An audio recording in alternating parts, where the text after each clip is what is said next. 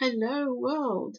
Thank you for joining me under my vine and fig tree. My name is Denise. Grace and peace to you in the name of the Lord Jesus. I would love to tell you an adventure story of digging in the Word in connection with the Ark of the Covenant and some very interesting details that I've uncovered. And so we know that the story begins in the desert, in the wilderness wanderings, where under the instruction of the Lord, Moses gives the instructions and the Ark of the Covenant is built. Inside the Ark, the two tablets are placed. That is the Ten Commandments. Those stone tablets are placed in the Ark. Aaron's rod that budded in Numbers 17 is placed in the ark, and a jar of manna is placed in the ark, for proof of God's provision through the wilderness wanderings.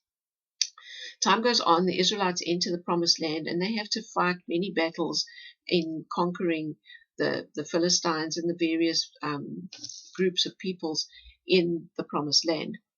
And the ark is always going ahead of them in their battles and so on. In the book of 1 Samuel, chapters 4 to 6, there are what is called the Ark narratives, and the Ark is with the Israelites. Then it is captured by the Philistines and taken into their territory, and terrible things happen to the Philistines while they have the Ark, and so they return it. They send it back. They don't want it.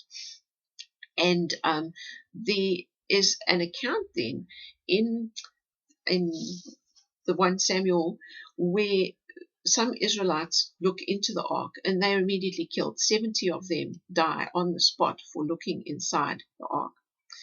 So this is some interesting details here. Time goes on, and at the time of Solomon, where the temple is built and the ark is brought into the temple, and Solomon at that time prays wonderful dedication prayers and so on. But it says that only the two tablets were inside the ark.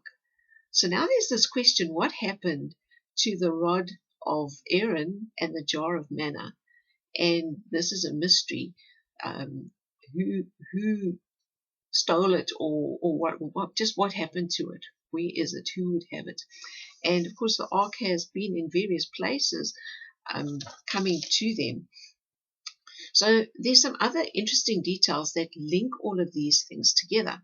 So the giant Goliath has a brother, and the brother's name was something like Ethanan,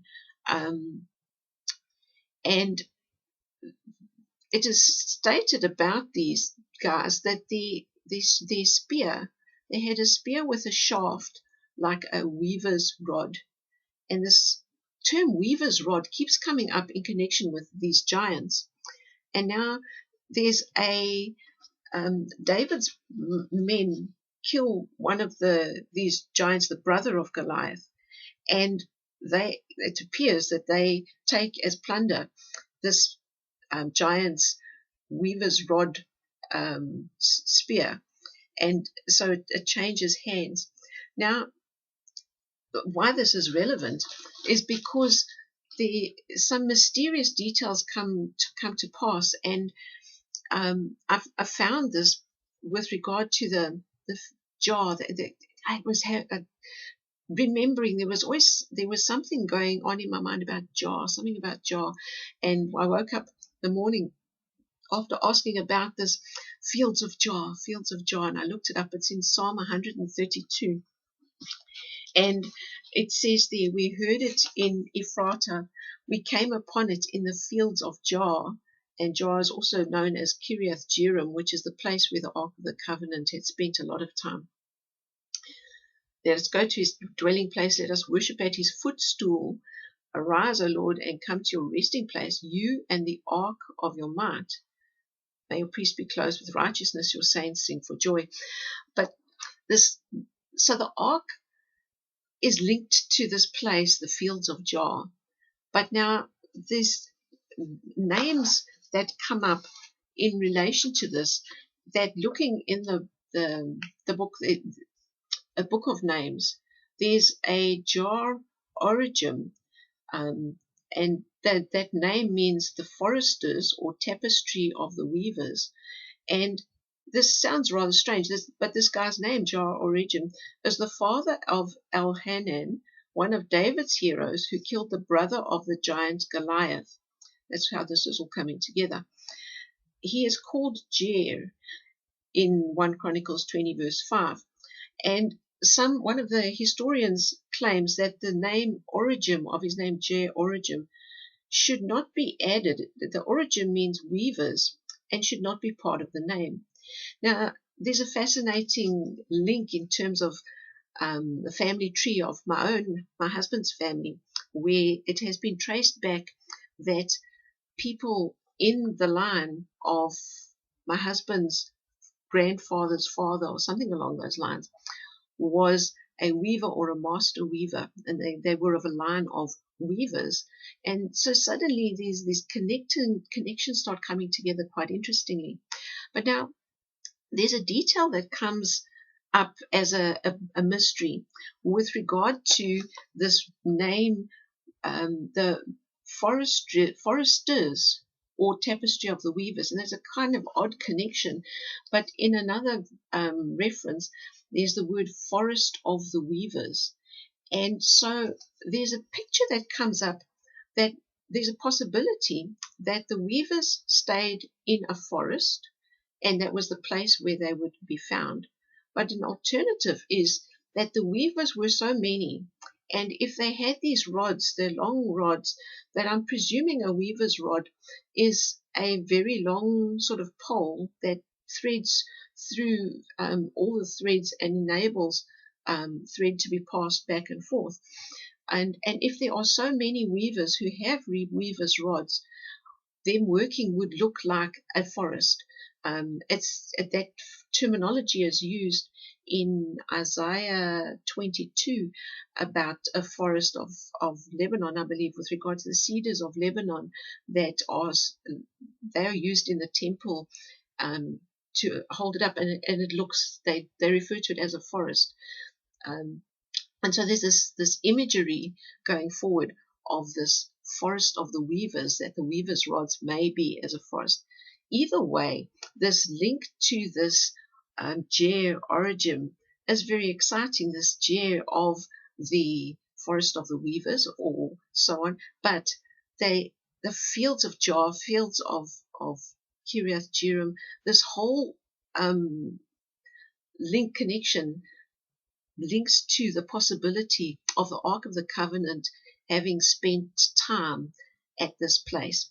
And there is the question, might that be a clue to where the rod of Aaron and the jar of manna might be? You know, could somebody have pilfered it or something? So now that's all just mystery and speculation and curiosity, and perhaps in time more details will come to light to bring that to the fore. But in interesting details in recent years, so we know that when the sack of Babylon happened, not Babylon, when the Babylonians destroyed Jerusalem, the ark disappeared, and there's speculation of where it might be. And there are a number of possibilities, one of which claims that it was smuggled off to Ethiopia and is in a church there. And there are other possibilities, and the one which I support is that it is under the place of the crucifixion right there in Jerusalem. And I have good reason to believe that it is there. Ron Wyatt is claimed to have found that site and actually found the ark itself.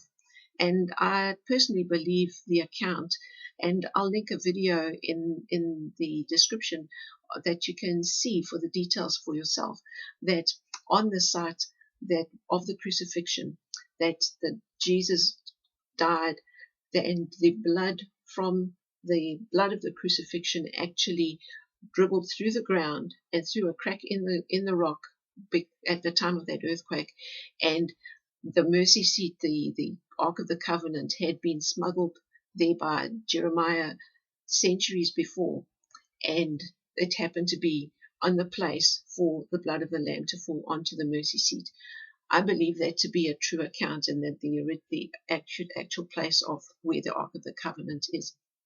However, it's a possibility that that it could be in Ethiopia, or there could be a copy in Ethiopia that somebody wants to bring out at a time convenient to deceive people, to lead people, to have their own agendas put forward, advance their own agendas, shall we say.